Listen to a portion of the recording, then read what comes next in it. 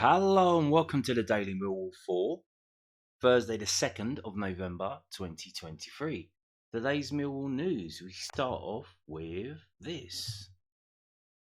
So the shirts that will be worn against Southampton on Saturday will be obviously special edition poppy shirts because that is the Remembrance Day game for us because we don't have a game on the 11th of the weekend.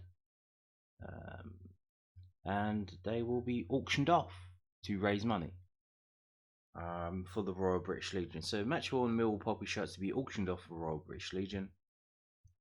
This November, Millwall Football Club is proud to once again join football clubs across the country in showing its support for the Royal British Legion's Poppy Appeal. To demonstrate a commitment to the charity, the Lions have chosen to include the emblem of a poppy in the design of the shirts issued for the upcoming fixture against Southampton, the club's annual remembrance fixture. All the poppy adorned shirts will be made available to fans for exclusive digital auctions. A match-worn shirt, with proceeds being raised, being donated to the Royal British Legion's Poppy Appeal. Adding to the value of these shirts, each one will be individually signed by the respective player who wore it, making it a unique piece of sporting history. Bidding will begin at 3 p.m. on Saturday the 4th of November, whilst auctions will come to a close at 2 p.m. on Sunday the 19th of November. Match-worn shirts 2022 Poppy Appeal campaign was raising more than £900,000 for the Royal British Legion. So that was in total across all the clubs, obviously not just Millwall, because that would be insane. Then they give a bit about the Poppy Appeal overall, and you can see all that there. If you want to donate, go to matchwornshirt.com. So this is kind of a bad omen. It's a good gesture, but it's a bad omen because every time, I believe, we have auctioned off shirts after a game, we have lost that game. Certainly this year, but we've only done it twice, to be fair. And I'm pretty sure every time we've auctioned off shirts, we've lost the game. Oh dear. Now, I told you earlier in the week about a potential under-21 game taking place on Friday night at Colchester. Well, this morning we had this put up. So under-21s preview. U's take on Millwall. So they said the game was going on, but actually they then put out this 3 hours later saying, oh no, it's not taking place. Which, given the amount of rain and the weather that was happening yesterday, is I think they closed most of the schools in the south, didn't they? But yeah, so under-21s clash versus Millwall move. This is from cu-fc.com, Colchester United's official club website. U's will now take on Millwall in March. It's March. Colchester United under-21s were meant to be facing Millwall on Friday night at Malden and Tiptree FC. The game, however, has been moved to the 15th of March 2024. The rescheduled clash will still be played at Malden and Tiptree with a 7 p.m. kickoff. The new date is yet to be approved by the league, but supporters can look out for more information on the usual channels in due course. So yeah, Friday's under-21 game not happening. Partly, I think, due to the weather, partly because they played on Tuesday. So they're playing on Tuesday, Friday. We played on Monday. So, like, if there's any doubt, like, just move it, innit? So yeah, not taking place. Now, moving on to this from the southwarknews.co.uk. I think the boys are buying into it. Millwall's caretaker manager assesses Lions' progress so far during his stint in charge. Adam Barrett has been impressed with elements of what he's seen in the 3 games.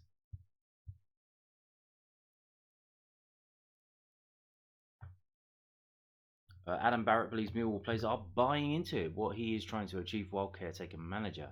It is not yet clear how long the 43-year-old coach will be in charge of the Denver club hierarchy, still in pursuit of a permanent manager. The Lions are believed to have interviewed several candidates in their bid to replace Garrett Rowett, who left by mutual consent last month. In the meantime, Barrett has been charged with keeping Millwall competitive on the pitch and trying to lift them up the championship table. These 3 games in charge have seen a home loss against Blackburn Rovers, sandwiched in between draws at Preston North End and Watford. Those games all came in the space of 7 days, with Barrett now having a free week to try and work on a few things on the training ground. On his side's progress so far, Barrett told the news then, it's been a difficult week, and I've tried to change and put some things in that I would like to see. We've changed the formation. Hello. Just trying to be more attacking, a little bit more aggressive. I know the group well. We've been limited with the injury situation, and we've had some really difficult games in there. So yeah, it's been a real testing time with a quick turnaround. But what I will say is that the response from the players and the response from the staff has been excellent. You can see the team is really working for each other. We could quite easily be sat here with more points, and I'm not making excuses, but little things haven't gone quite for us. Key decisions in the Blackburn game cost us, and then we put ourselves in a great position at Watford, and I expect us to see that out. I think the response is there. I think the boys are buying into it and really working hard. The attitude has been spot on. So there you go.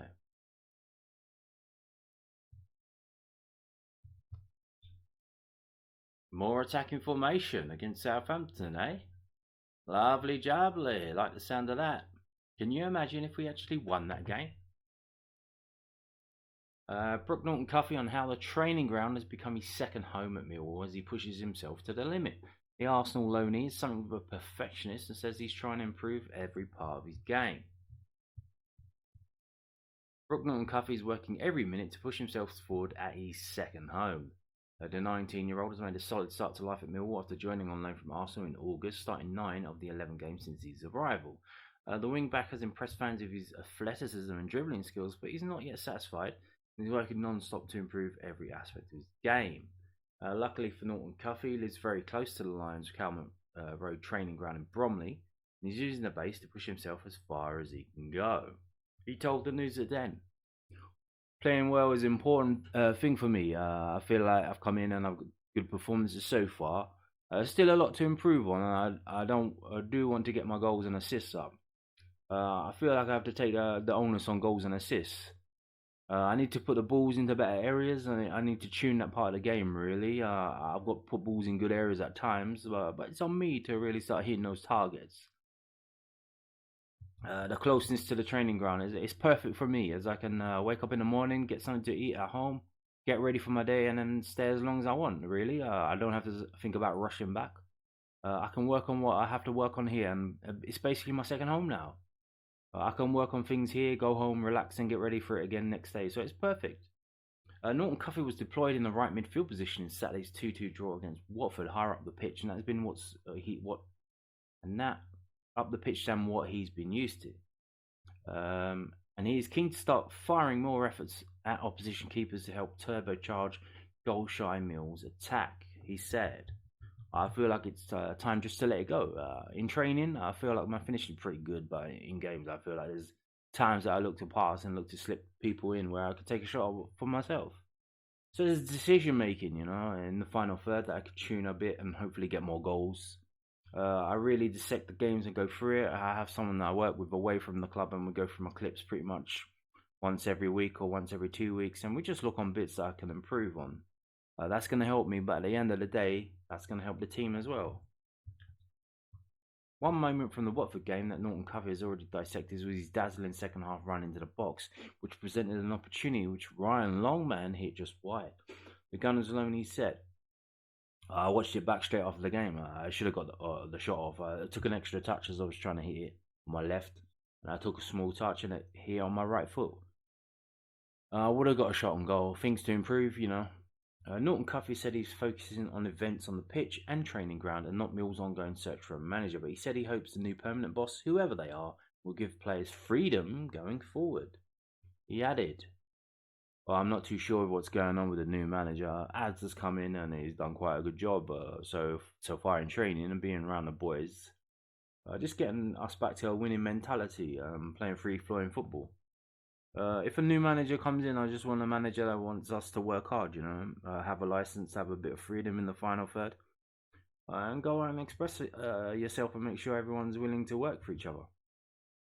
Despite being his harshest critic, Norton-Cuffy insists he's loving life in SC16 and has adapted quickly. He added, The boys push standards here, which is very good, and everyone gets on.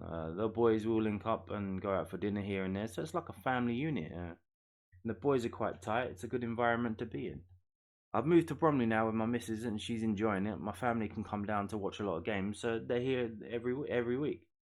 Life at Millwall's good. I feel like the fans have taken to me quite well, and I'm really just enjoying it. There you go. Nice interview with Brooke Norton-Cuffy. So, moving on to the injury report. Mill set to have experienced duo back from injury for Southampton match at Den. This is from londonnewsonline.co.uk. Mill was set to have Sean Hutchinson and Ryan Lander back in their squad. So not because obviously Hutch has been training. They told us that, but back in the squad for Saturday's home game against Southampton.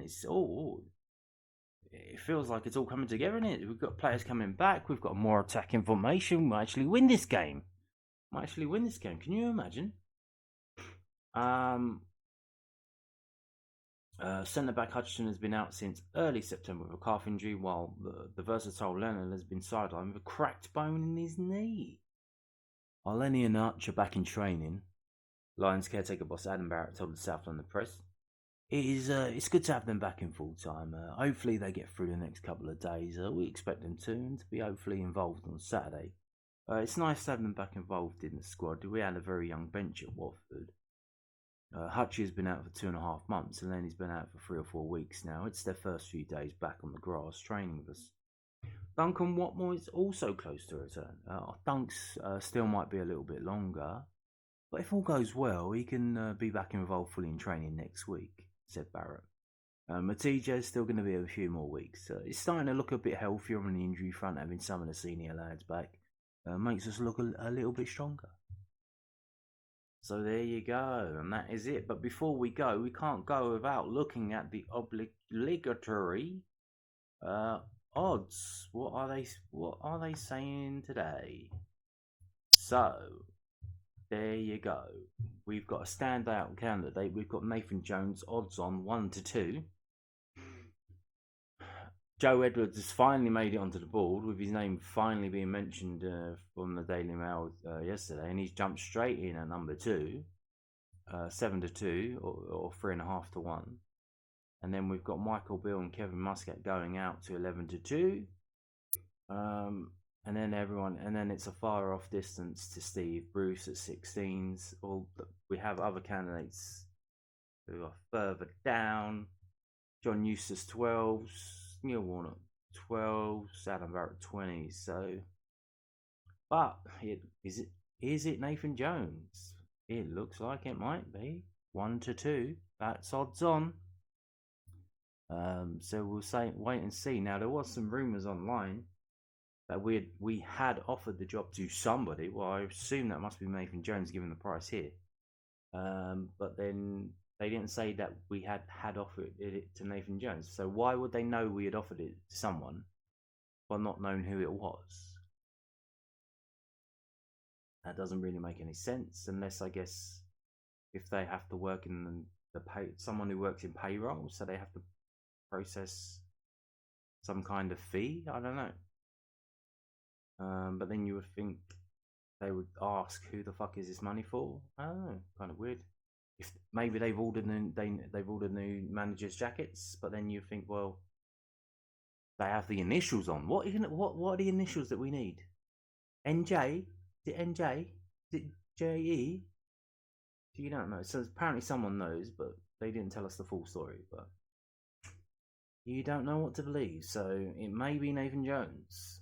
So we'll wait and see. Maybe they're waiting for the Southampton game, because obviously he used to play for Southampton, so it might be that they've offered it, but it can't come out until Sunday or Monday. But maybe they've offered it, and then they've told him how much he's actually going to get, and they said, yeah, I'm not sure about that. But, so yeah, that is it for today's video. Thank you for watching, and goodbye.